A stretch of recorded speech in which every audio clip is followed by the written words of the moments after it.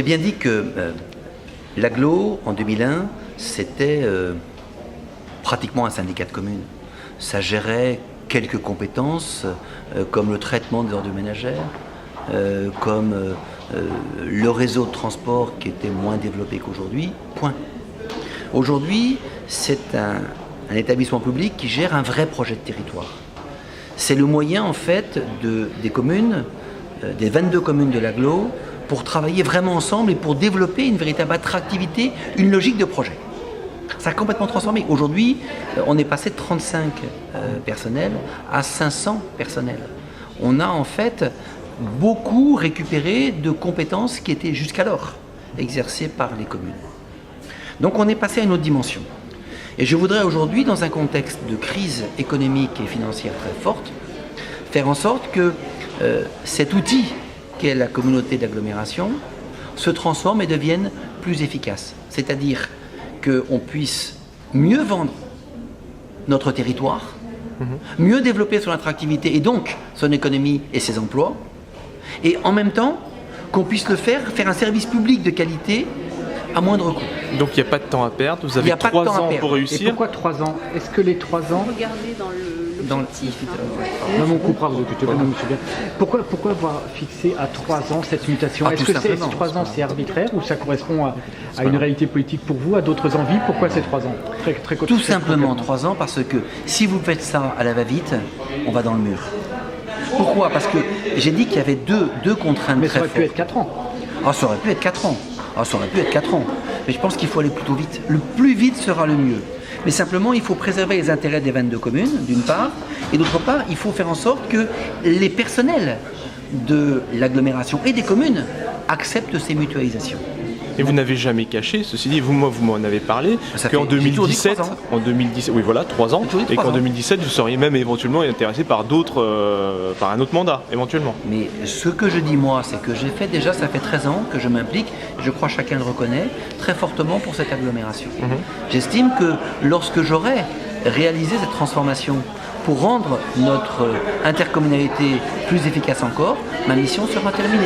Et est-ce que ça prend ce sens-là, le fait que Olivier Carré soit vice-président? Ça veut dire qu'il peut être amené, le cas échéant, à occuper le siège que vous délaisseriez le cas échéant aussi. Ça reste beaucoup d'hypothèses. Mais écoutez, non, ce qui me semble logique, et là vous liez avec les 2017, c'est que ma conviction, c'est qu'à terme, quand on sera en communauté urbaine, il serait assez logique que le président de la communauté urbaine soit en même temps le maire de la ville-centre.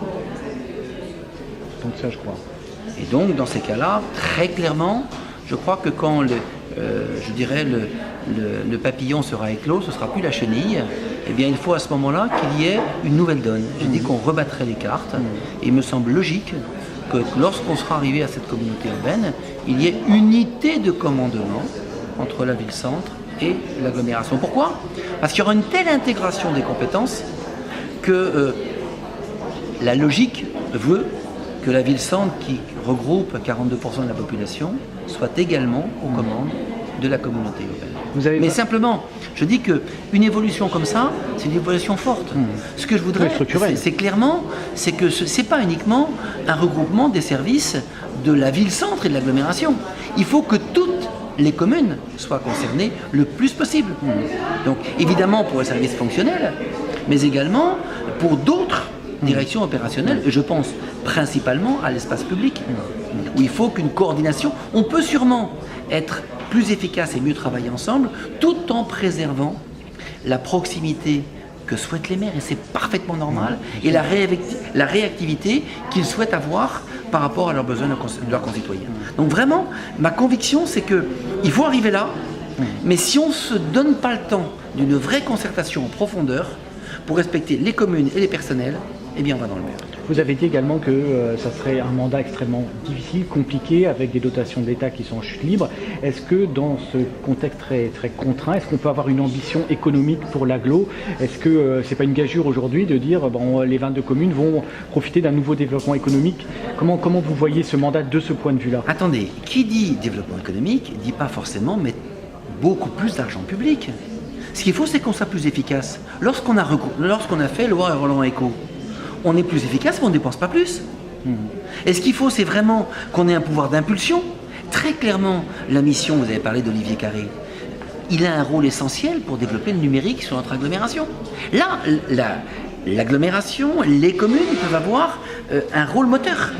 Mais clairement, la richesse, elle est créée par les entreprises et on le sait bien. Nous, on doit être un catalyseur, on doit permettre de créer des lieux d'innovation, de faciliter les choses, un facilitateur. Pas forcément. Mais c'est pas le rôle du public de faire à la place des entreprises. Ce sont elles qui créent de l'emploi et de la valeur. Christophe Chailloux a regretté que sur les 15 vice-présidences, aucune ne revienne à l'opposition. Pourquoi ce choix? Est-ce que vous rompez du coup avec la tradition qui voulait que... Oui, non mais la tradition est avant la nouvelle loi. La nouvelle loi, c'est pas moi qui l'ai fait voter, c'est la loi Valls. Ne l'empêchez pas. Elle ne l'empêche pas. Mais clairement, la logique de la loi, c'est quoi? C'est que le scrutin communautaire se rapproche du scrutin communal. Et que la gouvernance communautaire se rapproche de la gouvernance communale. Et dans une commune comme celle de M. Chailloux, je n'ai pas eu vent que les adjoints soient répartis entre la majorité et l'opposition. Eh bien, c'est pareil. Dans une conjoncture qui va demander des choix difficiles, il faut qu'il y ait à la fois une recherche de concertation systématique, recherche de consensus, mais en même temps un exécutif qui soit plus homogène. Et plus efficace pour aller plus vite. Voilà.